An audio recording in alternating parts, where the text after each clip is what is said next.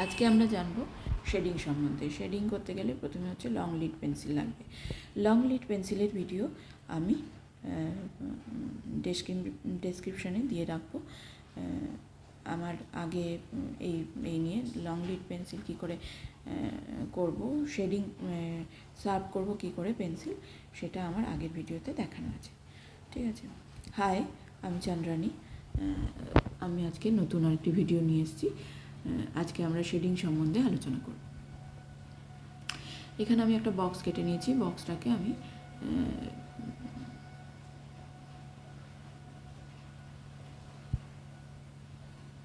একটা flat value দিচ্ছি। ঠিক আছে। এটা দেখুন, এটা পুরো ফ্ল্যাট, এটার কোনো ভলিউম নেই।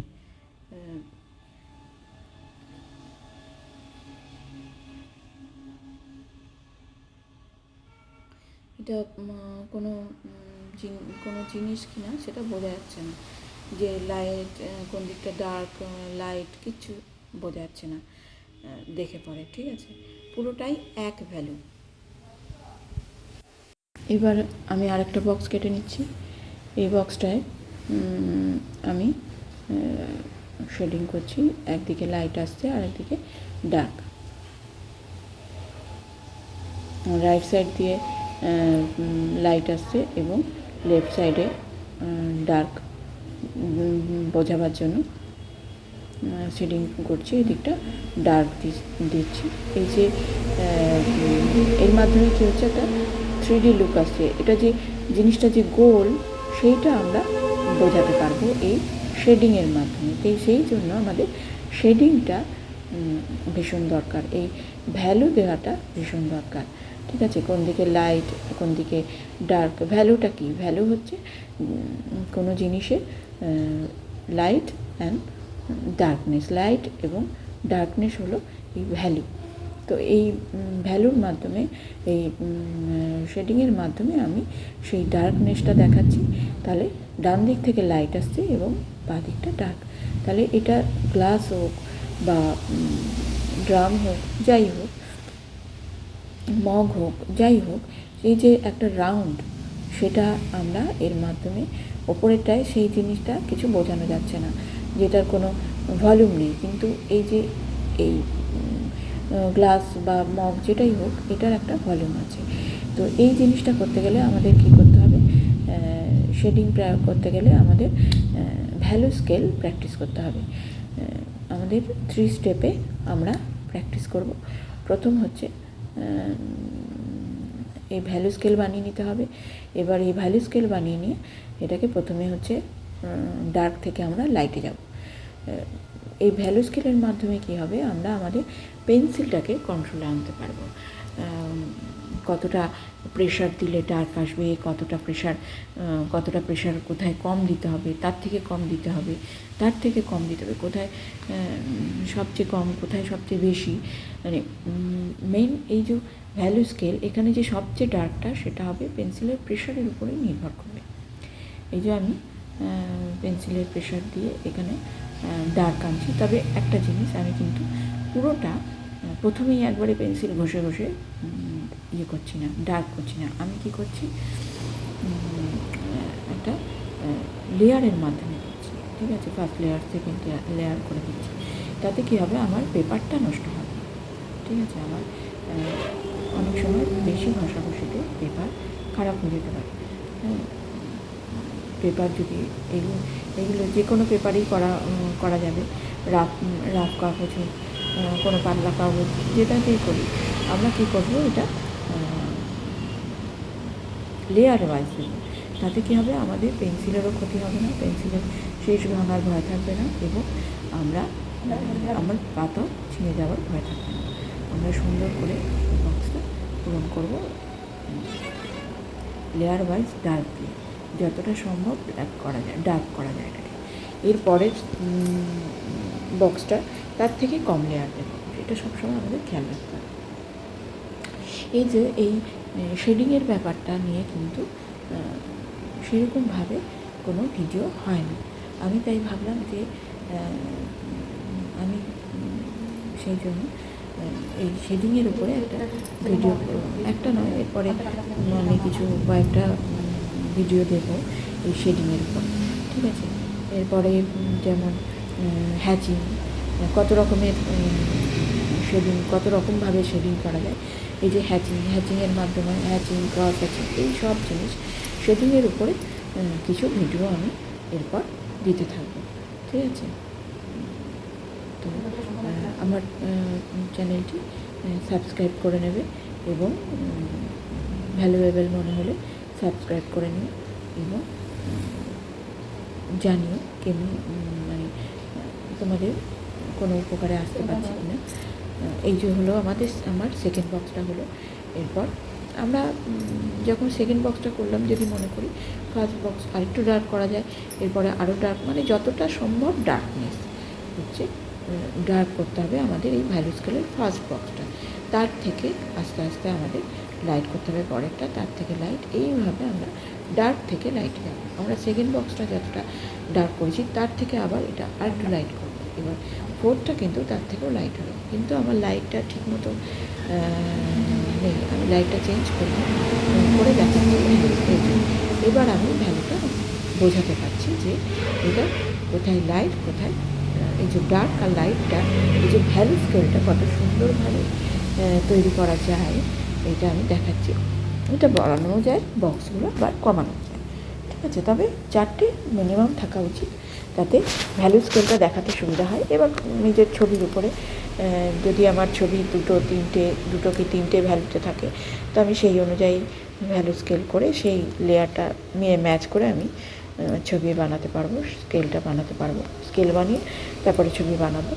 তো এই যে সবচেয়ে ডার্ক আর পেন্সিলের সবচেয়ে লাইট, আমার 4B পেন্সিল, এটা হলো সবচেয়ে লাইট আর সবচেয়ে ডার্ক, আর তার থেকে সবচেয়ে লাইট হলো পেপার। এই যে প্রেশার, এই হাতে আমি দেখাচ্ছি কতটা প্রেশার, এই যতটা প্রেশারে একদম আমার যতটা চাপ দেওয়া যায় আর কি, ততটা চাপ দিয়ে হচ্ছে ডার্ক, আর যতটা হালকা করা যায় সেটা হচ্ছে লাইট, ঠিক আছে। পুরো পেন্সিলের প্রেশারের উপর, আর এই প্রেশারটাই কন্ট্রোল করতে আমরা এই ভ্যালু স্কেলটা ব্যবহার করছি, ঠিক আছে। আশা করি তোমরা এরকম ভিডিও বাংলায় অন্তত কম পাবে, হ্যাঁ। তো আশা করি তোমাদের অনেকটা উপকারে আমি আসতে পারবো। আমি ওই জন্য বাংলায় আমি আমার চ্যানেলটা শুরু করেছি, বাংলার মানুষদের, প্রতিভাবান আর্টিস্টদের আমি এটা যাতে বিগিনারদের আমি এটা শেয়ার করতে পারি, বিগিনারদের জন্য উপকারে আসতে পারি। তো এইভাবে তোমরা প্র্যাকটিস করে যাবে, তোমরা বা আপনারা যারা বড় আছেন বা ছোট আছেন সবার জন্য এইভাবে ভ্যালু স্কেলটা মেইন হচ্ছে প্র্যাকটিস করতে হবে। অনেকেই অনেক কথা বলে, কিন্তু এই ভ্যালু স্কেলের কথাটা খুব কম মানুষই বলে থাকবে, যেটা ভীষণ দরকারি জিনিস, ঠিক আছে। এই ভ্যালু স্কেলটা যখন বক্সে আমরা প্র্যাকটিসটা খুব ভালো মতো হয়ে যাবে, আমাদের হাত পুরো বসে যাবে, আমরা বুঝবো যে আমাদের প্রেশারটা আমরা কন্ট্রোল করতে পারছি। এই ডার্কের পরে লাইট, এটা সবসময় খেয়াল রাখতে হবে যে এই যে সেকেন্ডটা বা থার্ডটার আগের বক্সটা যেন ওর থেকে ডার্ক না হয়ে যায়, মানে সবসময় ফার্স্ট বক্স সব থেকে ডার্ক হবে, তারপর এটা তার থেকে হালকা এবং তার থেকে হালকা, এইভাবে ডার্ক থেকে লাইটে যাবে, মিডলটা যেন ডার্ক না হয়ে যায়, হ্যাঁ, এটা সবসময় খেয়াল রাখতে হবে, ডার্ক থেকে লাইট। এবার যখন ভ্যালু স্কেল এই বক্সে আমরা পুরোপুরি চলে আসতে পারবো, পুরো কন্ট্রোলে চলে আসবে আমার পেন্সিল, তখন আমরা এইভাবে প্র্যাকটিস করবো বক্স ছাড়া। আমি কিন্তু ভিডিওটা একটু বেশি স্পিডে দিয়ে রেখেছি, কারণ এই ভিডিওটা অনেকটা লেন্দি হয়ে যায়, কারণ এই যে স্কেল বানানোটা এটা কিন্তু একটা লেন্দি প্রসেস, একটু সময়ের ব্যাপার, এটা কিন্তু হুড়োহুড়িতে হবে না। এবং পরবর্তীকালে যারা আর্টিস্ট হতে চাও, যারা ভিডিওটা দেখছো এখন অবধি আমার সঙ্গে আছো, তারাই চিন্তা করবে, তারাই শেষ পর্যন্ত যেতে পারবে, এবং তাদের আশা করি ধৈর্য সেই লেভেলেরই হবে যে এই ভ্যালু স্কেল তৈরি করা, হ্যাঁ। তো আমি প্রথমে ডার্ক থেকে লাইটে গেছি, এবার লাইট থেকে ডার্কে যাচ্ছি। এই যে কত সুন্দরভাবে প্রথমে একদম লাইট, তারপরে একটু ডার্কে এলাম, এরপরে তার থেকে আবার আরেকটু ডার্কে আসছি। এইভাবে আমার পেন্সিলটা পুরো আমার কন্ট্রোলে থাকবে, আমার টুল আমার কন্ট্রোলে।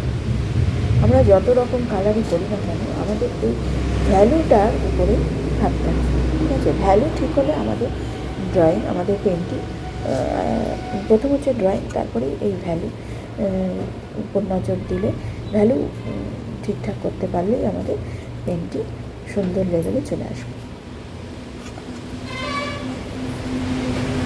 এই যে এবার যে এই ভ্যালু স্কেলটা তৈরি করলাম, এই যে ডার্ক থেকে লাইটে গেছি এগুলো বক্সের মাধ্যমে ফার্স্ট স্টেপে, সেই স্টেপটাকে আমরা আনবো কোথায়? একটা লাইনে। এই যে একটা লাইনে এই যে ডার্ক থেকে আমরা আস্তে আস্তে লাইটে গেছি, আস্তে করে দেখাচ্ছি আমি। এই যে ডার্ক থেকে লাইটে গেছি, ডার্ক থেকে লাইটে একটা লাইনের মধ্যে আমি ভ্যালুটা কিন্তু দেখিয়েছি। যে ভ্যালু স্কেলে যে ডার্ক থেকে লাইটে যাওয়া, এটা আমি একটা লাইনের মধ্যে। এবার যখন সেই লাইনটা আমি পর পর দিচ্ছি তখন সেটা এই লেভেলে আসছে, ঠিক? এটা কিন্তু পুরো কন্ট্রোলে আসবে তখনই যখন আমরা এই ভ্যালু স্কেলটা তৈরি করতে পারি।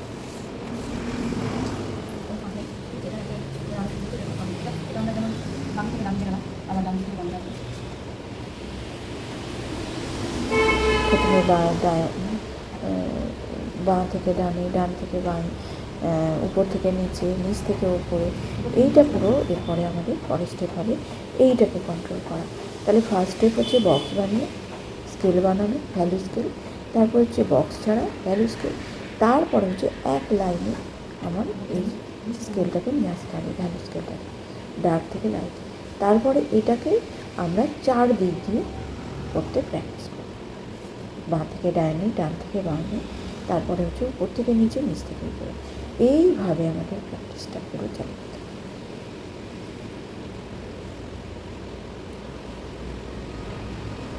এই যে এই স্টেজে আসলাম, এরপরে আমরা এইটা দিয়ে যেটা করতে পারবো সেটা দেখাচ্ছি। এই যে একটা, এটাও কিন্তু পেন্সিলটা পুরো কন্ট্রোলে আছে, এটা কিন্তু লাইট, আমি কিন্তু বেশি প্রেশার দিচ্ছি না, কিন্তু সেটাও আমি ডার্ক থেকে লাইটে যাচ্ছি, অল্প প্রেশার দিয়েও আমি ডার্ক থেকে লাইটে যাচ্ছি। এটা হচ্ছে 75% আমি এইভাবে কমপ্লিট করি, ঠিক আছে? এরপরে এটা কী করছি, 50% আমি আরেকটু ডার্ক করলাম, পুরো কন্ট্রোল, বুঝতে পারছো? আরেকটু কন্ট্রোলে আবার চলে এলাম আরেকটু ডার্কে, ডার্ক থেকে লাইটেই যাচ্ছি কিন্তু একটু প্রেশারটা দিয়ে, ঠিক আছে? এরপরে প্রেশারটা আরেকটু বাড়িয়ে আনবো, 25% জায়গা আমি ডার্ক করব, 25% আমি ডার্ক করছি। এটাও কিন্তু সেই প্রেশার কন্ট্রোলের মাধ্যমে ডার্ক থেকে লাইটে যাচ্ছে। দেখো এক ফোঁটা ফাঁক আসবে না, এতটাই সুন্দরভাবে আমাদের প্র্যাকটিস থাকবে। ডার্ক থেকে পুরো লাইটে গেল, এবার দেখো কতটা সুন্দর। এই যে ডার্ক ভ্যালু, তারপরে মিডিয়াম, তারপরে এই যে এই পজিশানটা আসবে, প্রথম স্কেল থেকে শুরু করতে হবে, তবেই আমরা এই জায়গায়, এবং এইটা আমাদের বেশিরভাগ জায়গায় কাজে লাগবে। এরপরে এটা আমি বক্স বানিয়ে নিচ্ছি। এবার বক্সে আমরা এইটা সাধারণত হেয়ারের ক্ষেত্রে ইউজ করি। এই যে বক্সে আমি কি করছি, ডান থেকে বামের দিকে যাচ্ছি, হ্যাঁ, ডার্ক থেকে লাইটে যাচ্ছি, এটা কিন্তু প্রেশার দিয়ে। এই প্রেশারটা আমি কিন্তু দিয়েছি, খেয়াল করো আমি কিন্তু ট্রাইপড গ্রিপে পেন্সিল ধরেছি, এতক্ষণ কিন্তু আমি ওভারহ্যান্ড গ্রিপে পেন্সিল ইউজ করছিলাম। এবার যখন খুব প্রেশার দিয়ে আমি ডার্ক থেকে লাইটে যাচ্ছি তখন কিন্তু ট্রাইপড গ্রিপে, ওভারহ্যান্ড গ্রিপ এবং ট্রাইপড গ্রিপের ভিডিও আমি ডেসক্রিপশনে দিয়ে দেবো। এবার যখন আমি এখানে আমার ক্যামেরাটা ধরার একটু প্রবলেম হয়ে গেছে, আমি পুরো বক্সটা তোমাদের দেখাতে পারছি না। এটাই যখন আমি পুরো দেখাবো দেখবে কত সুন্দর একটা লুক এসছে। এটা সাধারণত হেয়ারই ইউজ করা হয়, একটা খুব সুন্দর লুক আসবে। প্রথমে ডান থেকে বাঁয়ে গেলাম, বাঁ থেকে ডানে গেলাম এবং পরে ডান থেকে বাঁয়ে এলাম, এবং একটা গ্লসি ব্যাপারটা এখানে আমরা দেখাতে পাচ্ছি, এটা অনেক ক্ষেত্রেই ইউজ হয়। এবার দেখো এটা কত সুন্দর লুক এনে দিয়েছে। আচ্ছা, এই ভিডিওর মাধ্যমেই আমি এবার দেখো একটা ভলিউম এনেছে, ঠিক আছে। তো এখন আমি এখানেই শেষ করছি, আবার পরের ভিডিওতে দেখা হচ্ছে।